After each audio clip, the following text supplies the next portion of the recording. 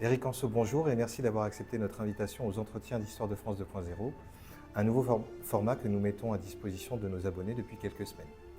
Vous êtes historien, spécialiste reconnu du Second Empire.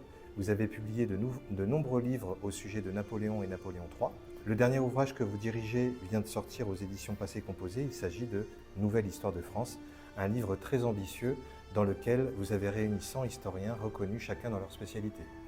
Aujourd'hui, je vous propose de consacrer cet entretien à notre histoire, l'histoire de France, à travers plusieurs thèmes, de la Gaule médiévale à la Gaule moderne, en reprenant notamment les chapitres des historiens qui sont sous votre direction. Concernant le premier thème, donc votre livre « Nouvelle Histoire de France » débute par l'arrivée des Francs sur notre sol au 5e siècle. Vous avez donc pris le parti de ne pas ouvrir le livre sur la Gaule romaine ni sur la Gaule indépendante, et ces figures légendaires telles que Ambigate ou de Brenne, le célèbre Gaulois originaire de Sens qui a pris Rome. Pouvez-vous nous expliquer les raisons de ce choix? Et que pensez-vous de la fameuse formule « Nos ancêtres les Gaulois » qui ne fait plus consensus aujourd'hui?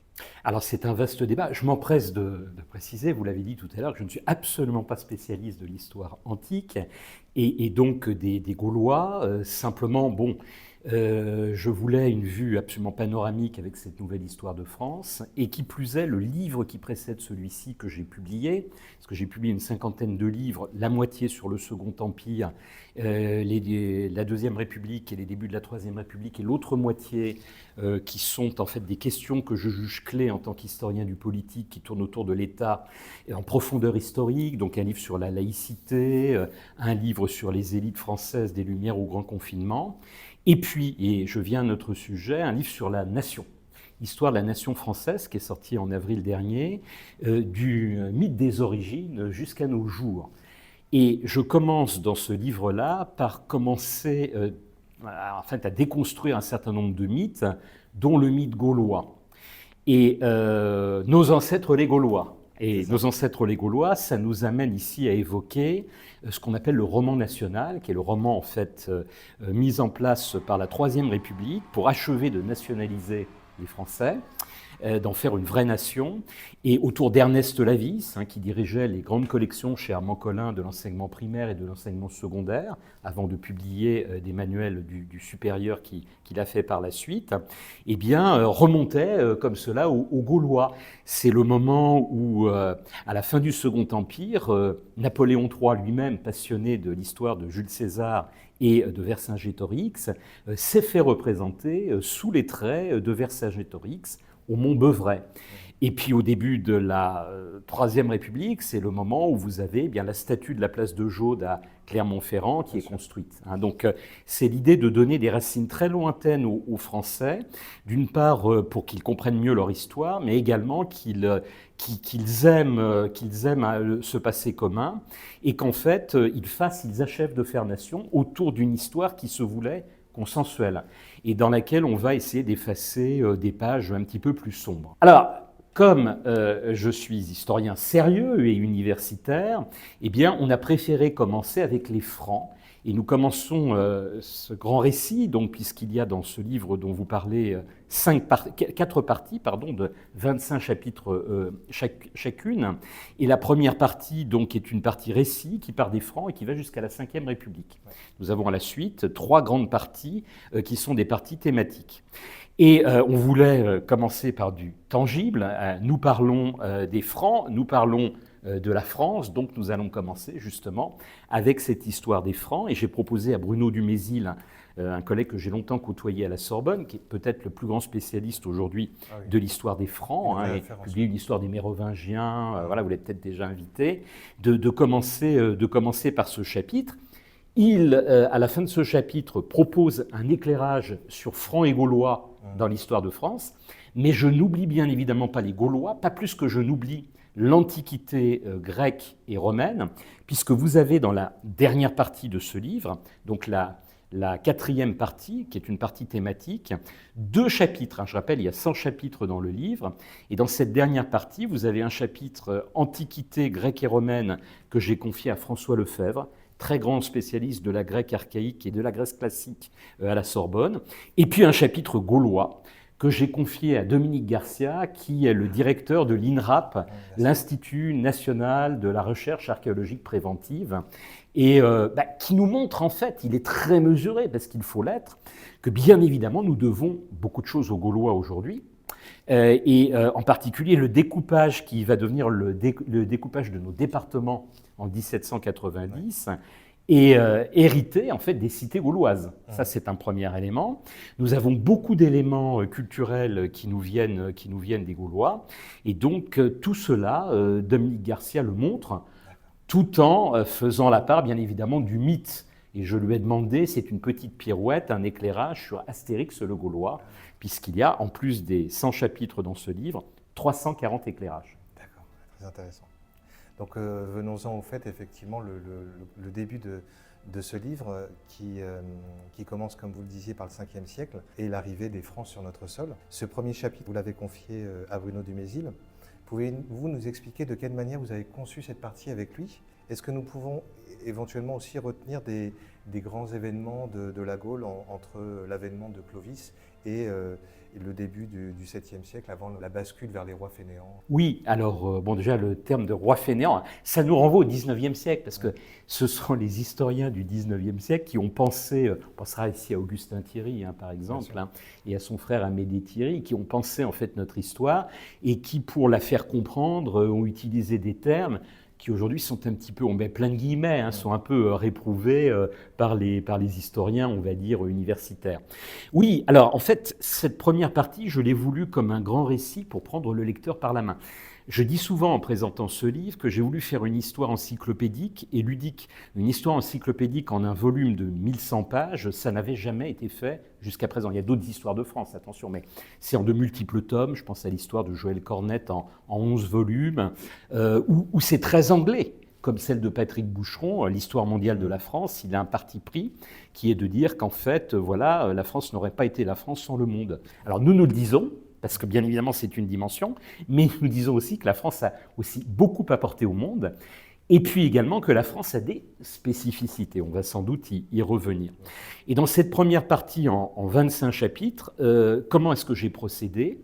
Eh bien, j'ai listé d'une part tous les régimes qui se sont succédés en France en partant des Francs, et en allant jusqu'à la Ve République, et puis également les guerres, car notre histoire politique, on en parlera peut-être tout à l'heure, est rythmée par les guerres. Donc vous avez un chapitre sur la guerre de Cent Ans, sur les guerres de religion, bien évidemment la guerre de 1870, la Grande Guerre, et puis la Deuxième Guerre mondiale. Sans oublier d'ailleurs également d'autres conflits. Je pense ici à la Commune, qui donne lieu aussi à un chapitre où l'affaire Dreyfus, qui est une affaire, vous le savez, extrêmement politique.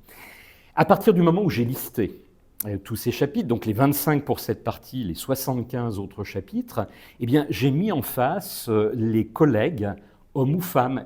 Vous avez dit tout à l'heure historiens et historiennes, mais il n'y a pas que des historiens et des historiennes. J'ai des sociologues, j'ai des philosophes. Je donnerai un nom, Marcel Gaucher.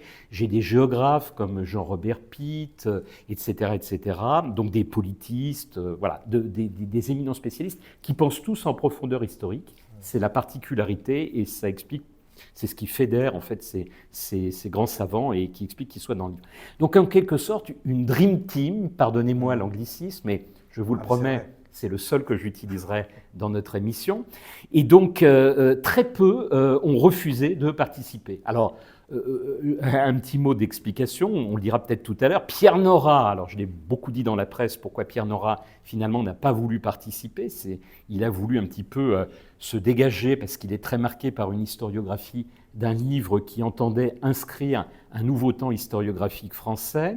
Des collègues qui m'ont dit je suis très occupé. Alors maintenant, ils m'appellent en disant quel dommage, on n'est pas dans ton livre, on aurait bien aimé y être.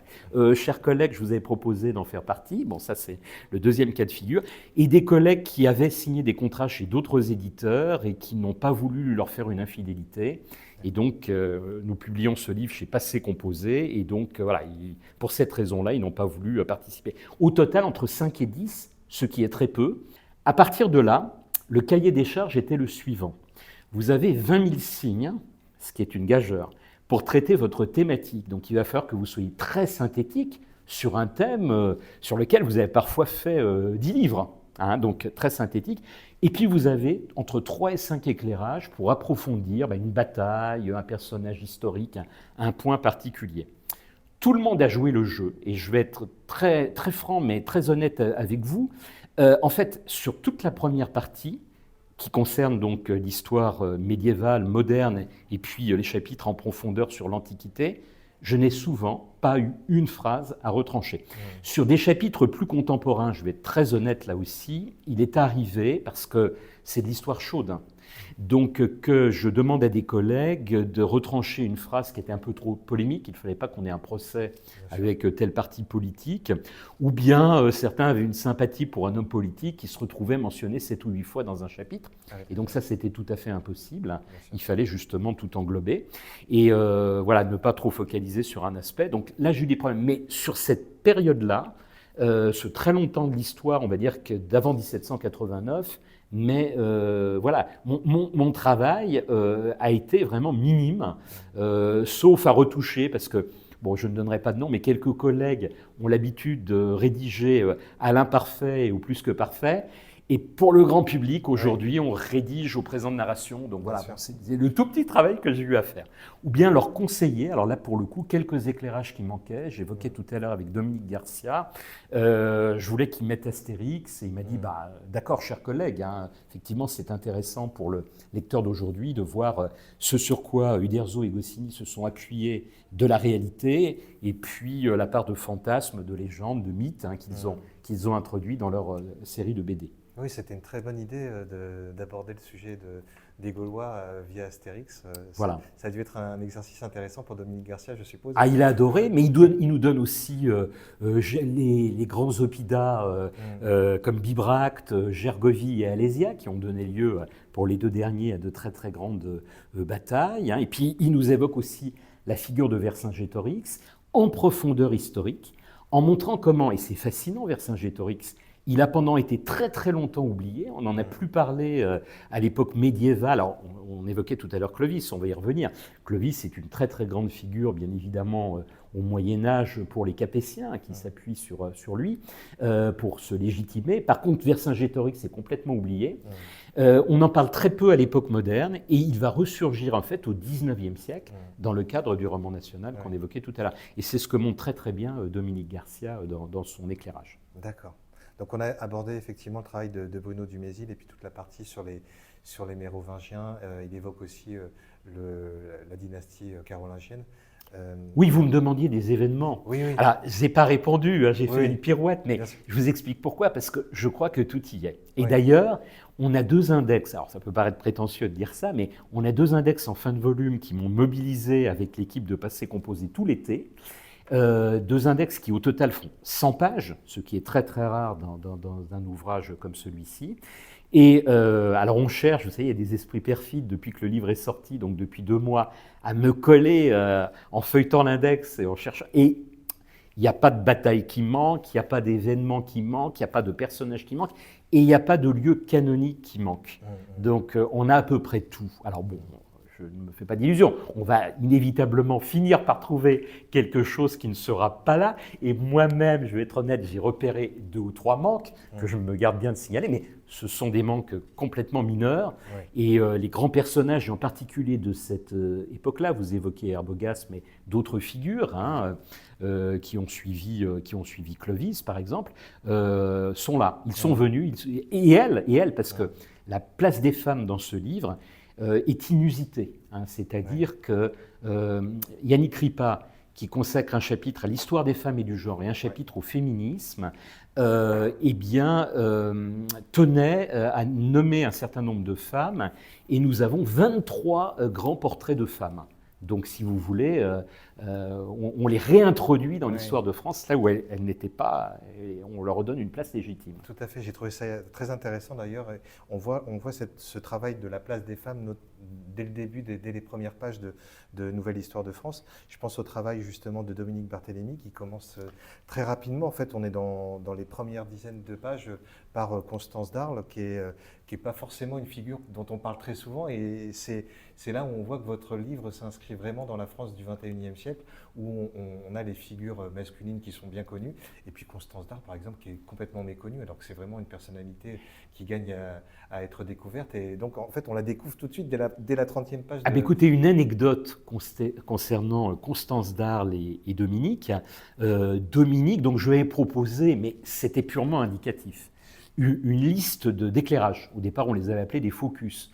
Il n'y avait pas Constance d'Arles, parce que moi je la connaissais de nom, mais je vous avoue franchement, en tant que 19e contemporanéiste, c'est pas un personnage sur lequel je me suis beaucoup planché. Et il m'a dit, Éric, on va profiter de votre livre pour la faire redécouvrir.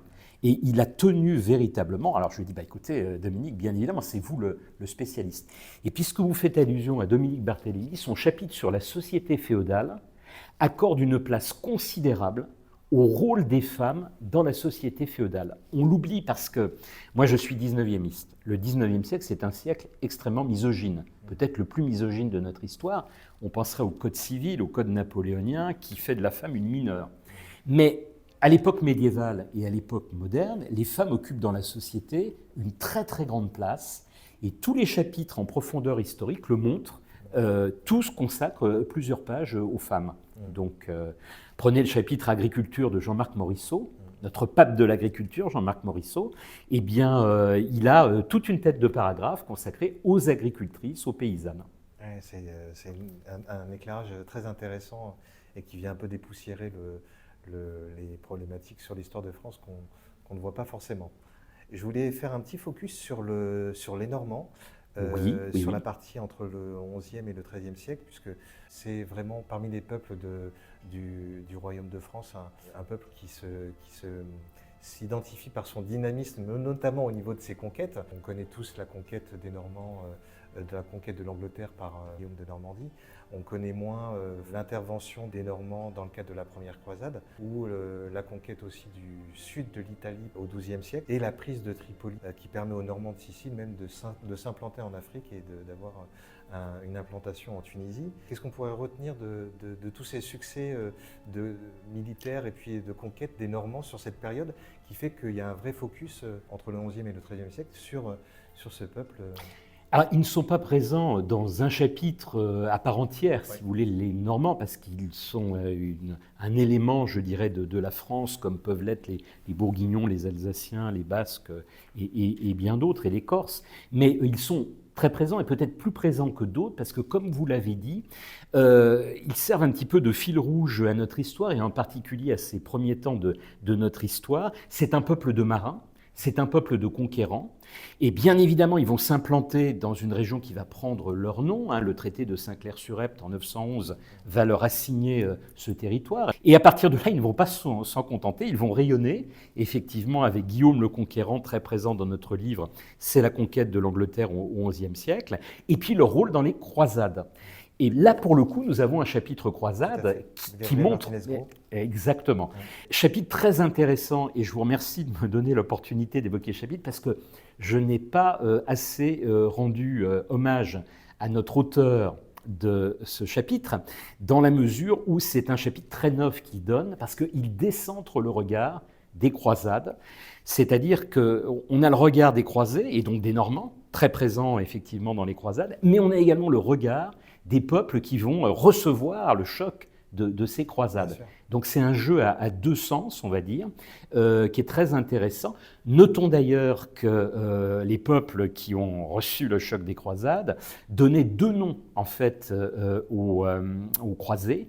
Ils les appelaient soit les Normands, justement, parce que les Normands étaient très très nombreux, vous l'avez souligné, soit les Francs. Et c'est très très intéressant parce que parmi ces croisés, certains n'étaient absolument pas francs, ils n'étaient pas normands, mais les Normands et les Francs pesaient d'un tel poids qu'en fait, on a essentialisé en fait les croisés en les appelant comme ça.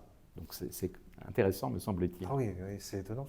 J'ignorais que pour les Normands, il y avait ce qualificatif de croisés pour les Normands, mais c'est le nombre qui pesait. Le nombre et l'importance, les chefs des croisés.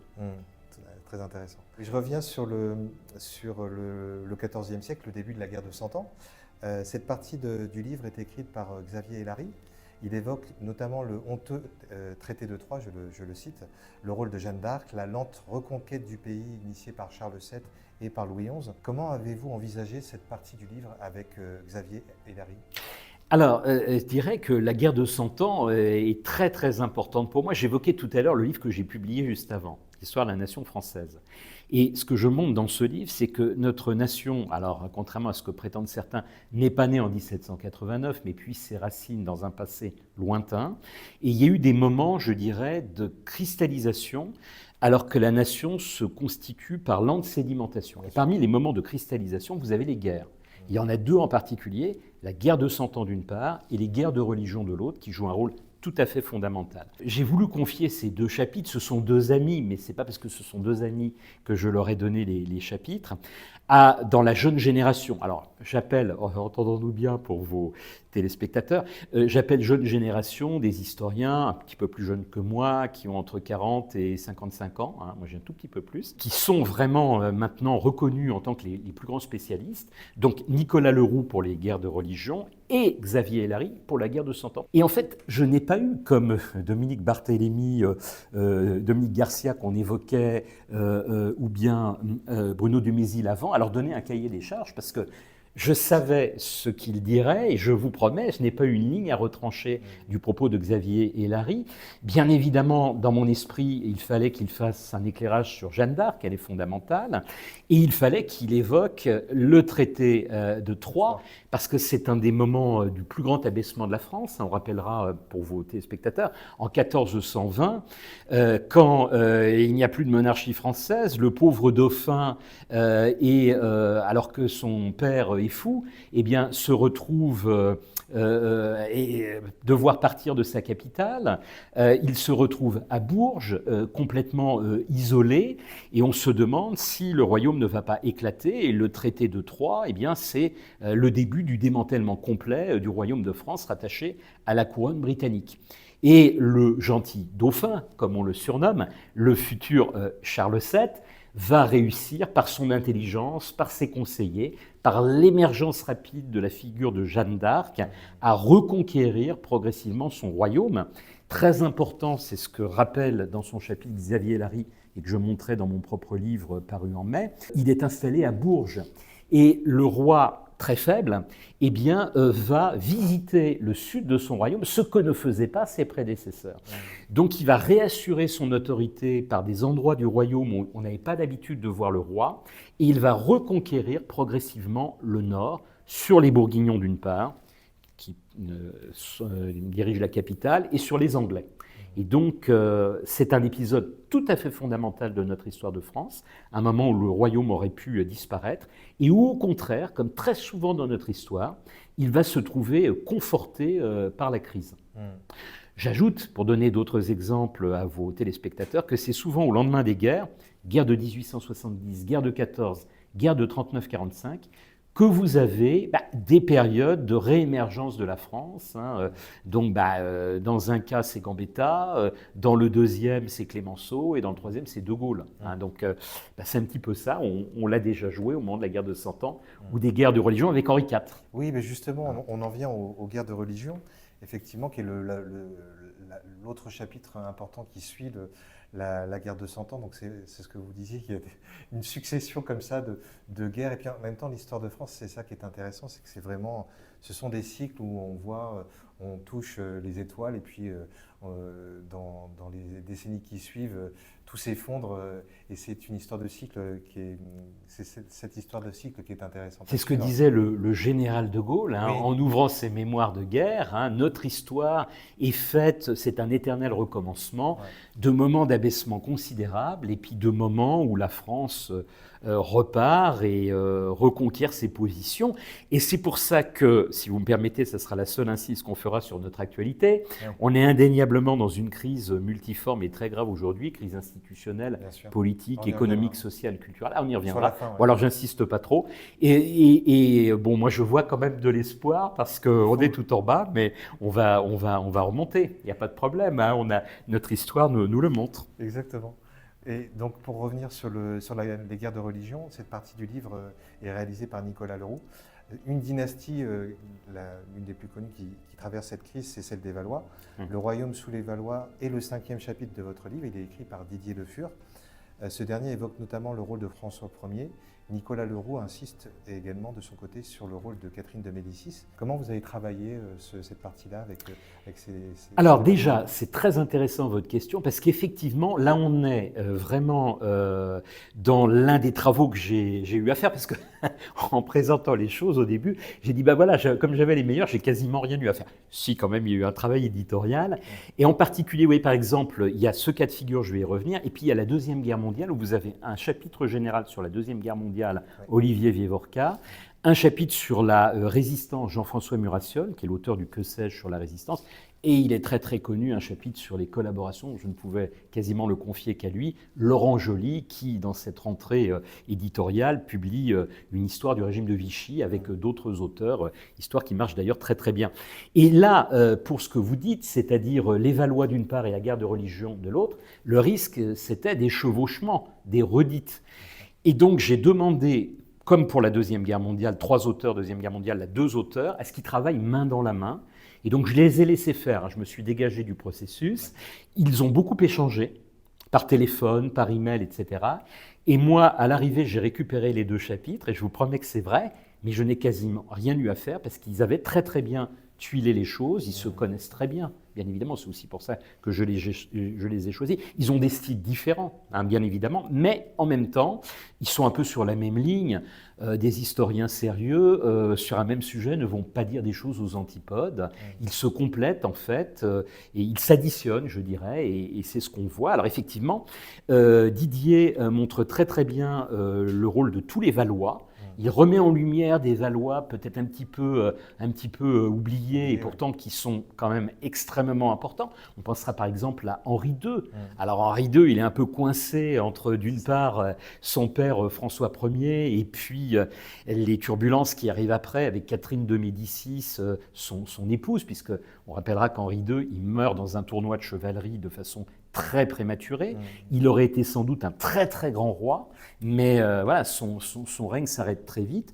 Et donc c'est Catherine de Médicis qui exerce la régence pour ses fils successifs, François II, Charles IX, et puis après c'est l'autre fils, mais là il n'y a plus besoin de régence, Henri III qui leur succède. Donc il est coincé entre François Ier et puis un petit peu plus tard Henri IV. Donc on a tendance à oublier cet Henri II que Didier Le Fur nous présente. François Ier est très très intéressant parce qu'indiscutablement, c'est l'un de nos plus grands rois de l'histoire de France. On rappellera entre autres le fameux édit ou ordonnance de Villers-Cotterêts, fondamental pour la langue française, hein, indiscutablement. Et là, ce n'est pas une recomposition historique que de le dire. Mais on l'a lui aussi un petit peu essentialisé, on en a grandi un petit peu l'image, là encore au XIXe siècle. Par exemple, en évoquant le Collège de France, et Didier Le Fur, qui aime beaucoup François Ier, mais qui est un historien honnête, rappelle que le Collège de France, au moment où François Ier le crée, c'est pas grand-chose. Hein. Donc c'est après qu'il va revêtir l'importance qu'on lui connaît. Donc c'est le rôle des historiens, voilà, de faire la part, encore une fois, des légendes et des vérités. Bien sûr. On en vient au XVIIe siècle. La partie sur Louis XIV a été confiée à Lucien Bailly. C'est intéressant parce que d'ailleurs son chapitre s'appelle « Le siècle de Louis XIV », qui est une reprise de la formule de Voltaire.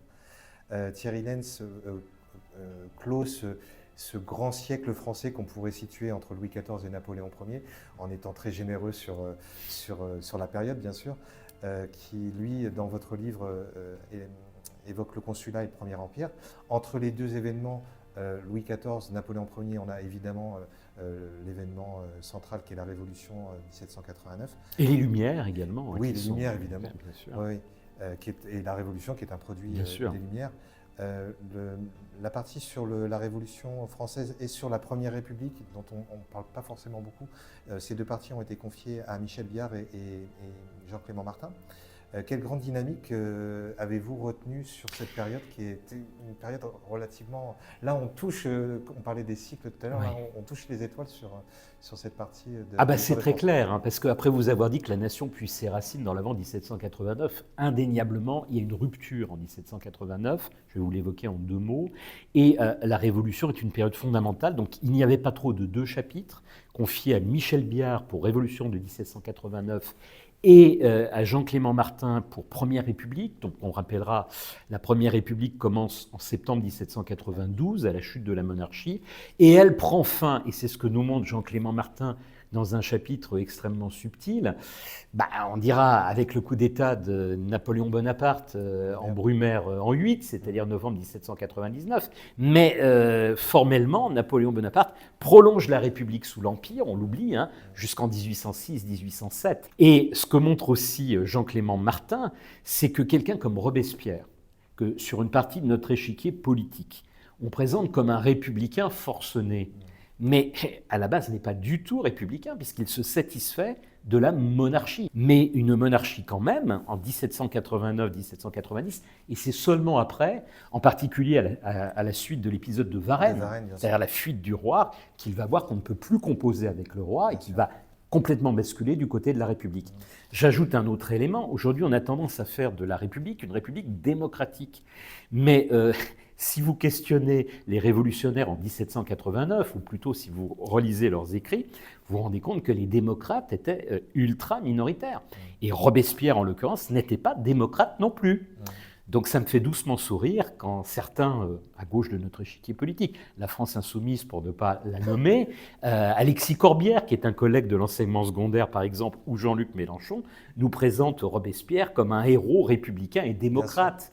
Hein, l'histoire, c'est un peu plus compliqué que ça. Ouais. Bon. On le voit d'ailleurs aussi avec Olympe de Gouges, qui est, en fait, toute une partie de ces révolutionnaires étaient monarchistes, étaient pour une monarchie parlementaire, jusqu'à la fuite de Varennes 91, où la bascule se fait entre 91 et 92. Alors, Olympe de Gouges est à la fois très importante au regard de l'histoire, parce que c'est l'autrice, je vais utiliser le féminin, de la Déclaration des droits de l'homme et de la femme et de la citoyenne.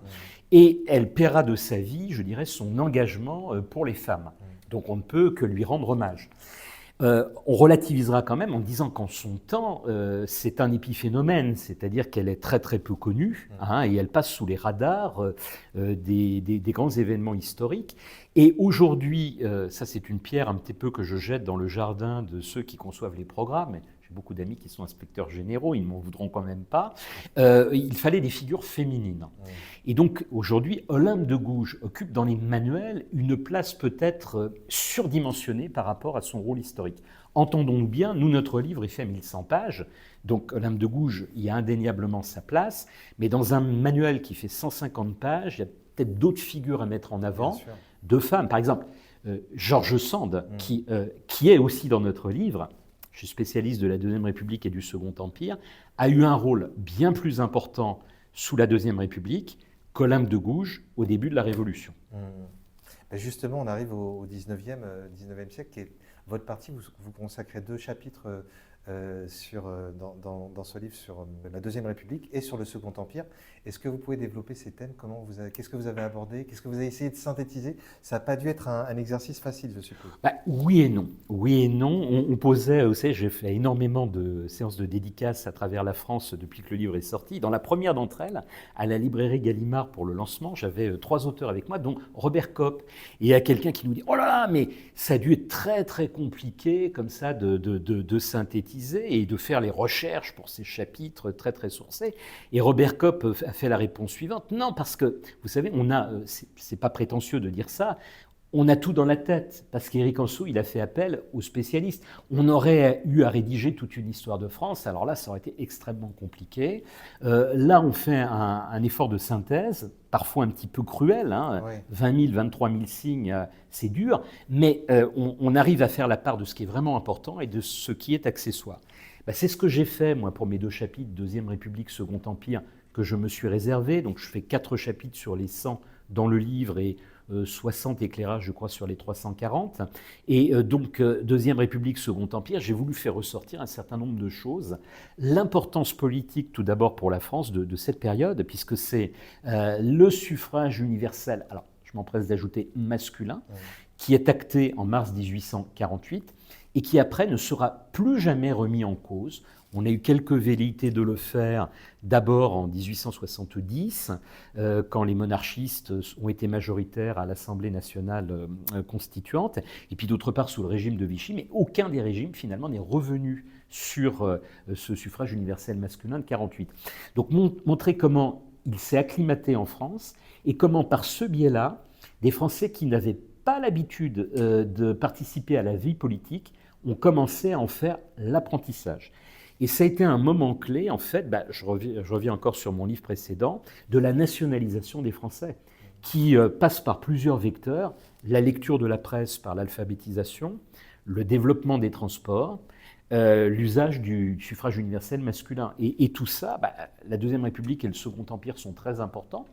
Louis-Napoléon Bonaparte, Napoléon III, c'est l'homme du chemin de fer également, donc qui va permettre d'unifier le territoire français.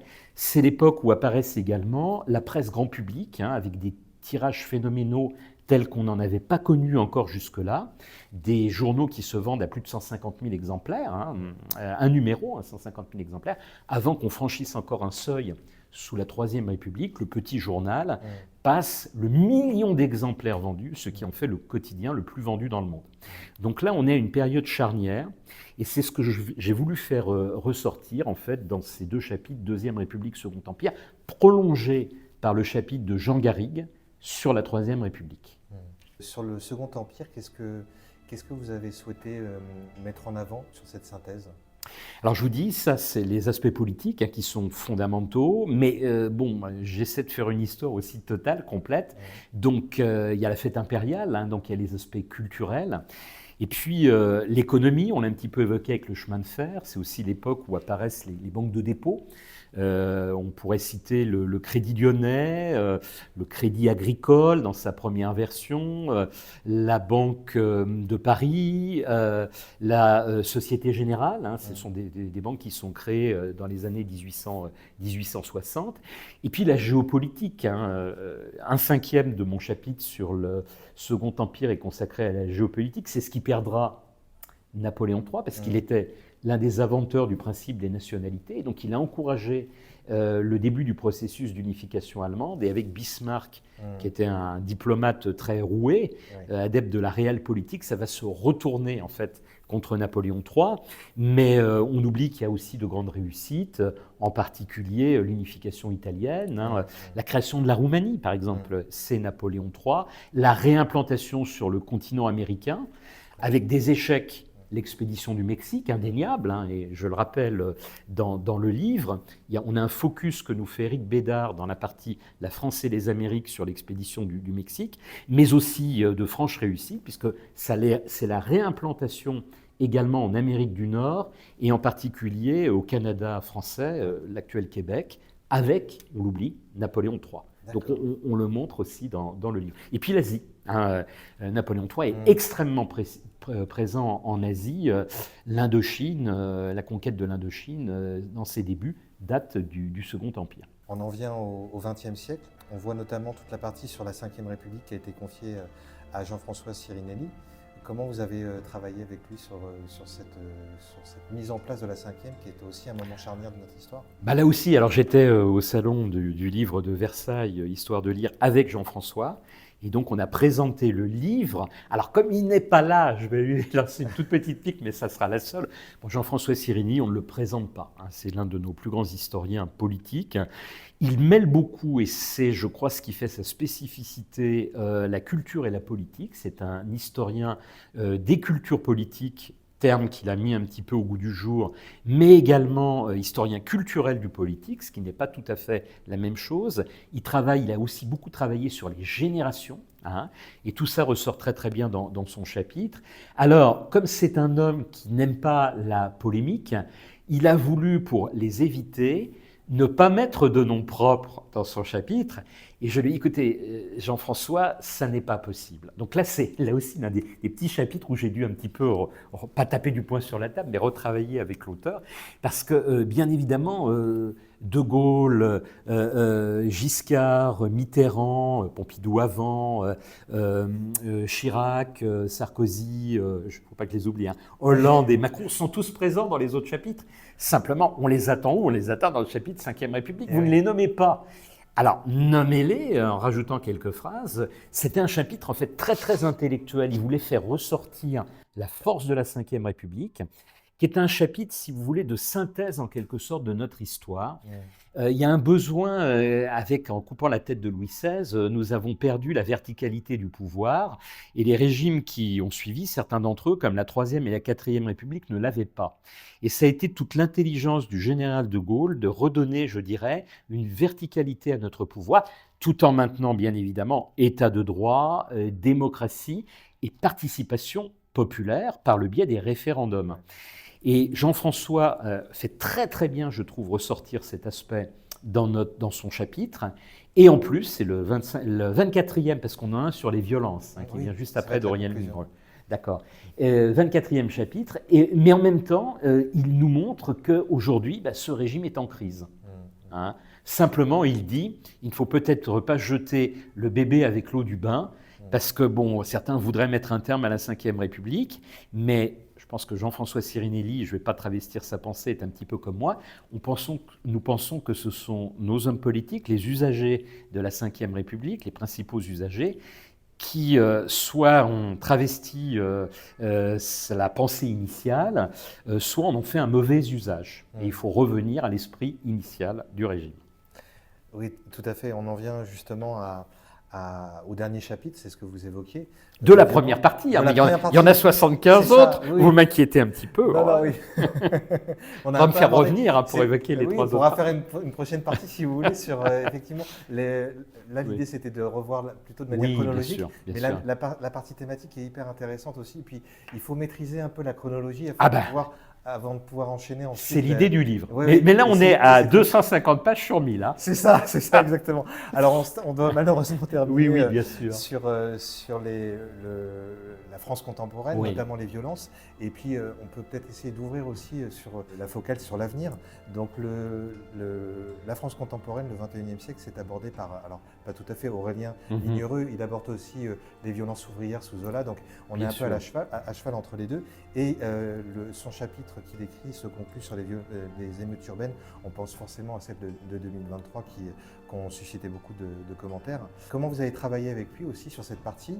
Et là, je vais vous demander un petit exercice de prospective. C'est quelle direction vous pensez, avec votre regard d'historien, justement, votre regard critique sur les siècles passés, qu'est-ce que vous pensez quelle direction peut prendre notre histoire alors que nous sommes aujourd'hui à la croisée de nombreux chemins sur les 50, 100 prochaines années? Qu'est-ce que vous avez en tête? Alors, l'historien n'est pas un confident de la Providence, comme je le dis souvent, mais c'est vrai que le passé permet de comprendre le présent, ça c'est indéniable. Alors là, j'en suis un très très grand partisan, et je pense que la plupart des historiens contemporanéistes aussi. Pense la même chose et peut donner des clés pour essayer, alors pas de prévoir l'avenir, mais de proposer plusieurs cheminements. Donc on terminera là-dessus et je ne me défilerai pas. Je ne me défilerai d'autant moins que pas dans ce livre-ci, c'est peut-être le paradoxe, mais dans tous mes livres précédents, celui sur l'histoire des impôts, celui sur les élites, celui sur la laïcité et celui sur la nation, je propose à nos compatriotes des pistes. Mais juste avant, vous m'avez posé la question sur Aurélien Ligneux. Oui. Alors lui aussi a eu carte blanche, mais c'était un chapitre très très difficile que je lui confiais. Alors Aurélien Ligneux, c'est l'un de nos jeunes historiens très très brillants. On sait qu'il appartient à une génération encore plus jeune que celle des Nicolas Leroux et Xavier Hélary que j'évoquais tout à l'heure, puisqu'il a une petite trentaine simplement. Nous avons une dizaine d'auteurs sur 100 qui appartiennent à la génération d'Aurélien Ligneux. Et Aurélien, il travaille sur les violences en profondeur historique. C'est un 19e-iste, donc je voulais confier ce chapitre à un 19e-iste. Donc il a travaillé par exemple sur les mouvements rébellionnaires par rapport à l'impôt, très très nombreux au 19e siècle, et au rapport entre les forces de l'ordre et les rebelles. C'est aussi un spécialiste de la gendarmerie, donc du maintien de l'ordre en ruralité. Et par contre, c'est aussi quelqu'un qui est très très ouvert, très à l'écoute, parce qu'il est professeur dans un institut d'études politiques, à Grenoble en l'occurrence, sur les faits d'actualité. Donc il tient les choses par les deux bouts, je dirais. Sa pratique historienne, c'est celle d'un 19e, et en même temps, il connaît très très bien l'actualité. Il a accepté pour nous de jouer le jeu, d'évoquer les grands mouvements populaires qu'on a connus ces dernières années. J'en citerai trois. D'abord, le mouvement des bonnets rouges, au début des années 2010, et bien évidemment le mouvement des Gilets jaunes, qui est au carrefour d'une protestation économique et sociale, et qui a débouché sur une protestation politique. Et puis effectivement, vous l'avez dit, les grandes émeutes urbaines qu'on a connues en 2023. Et il nous montre comment ces mouvements ont toujours existé, mais là encore, il y a des phases où elles régressent et des phases où elles remontent. Et dans une période de crise comme nous connaissons, et une période d'affaiblissement de l'État, parce que l'État est mis à mal, on pourra dire que l'État est un petit peu obèse, je ne dirais pas d'ailleurs l'inverse, loin de là, mais en même temps, peut-être que l'État est mal gouverné, il y a un problème de gouvernance, il est faible là où on l'attendrait fort, et il est trop omniprésent là où on l'attendrait moins présent. Et donc, peut-être le recentrer sur des missions régaliennes et le maintien de l'ordre, un maintien de l'ordre juste, attention, je ne suis pas quelqu'un qui est pour un régime autoritaire, même si je suis spécialiste du Second Empire, est une clé, je dirais, de l'avenir. Et là, j'enchaîne sur votre dernière question. Ouais. Je crois qu'en grande partie, la crise que nous traversons, c'est une crise multiforme. Moi, j'y vois, en tant qu'historien du politique, un problème de souveraineté. C'est-à-dire qu'effectivement, on parle de la souveraineté européenne, on a la souveraineté nationale, et certains parlent même dans les médias aujourd'hui d'une souveraineté communale qui a fait bondir les historiens du politique récemment et les juristes. Mes collègues constitutionnalistes sont également hors d'eux. Comment peut-on empiler trois souverainetés ? Il n'y a qu'une souveraineté normalement. Donc il faut revenir vers cette souveraineté. Il faut repenser aussi l'État.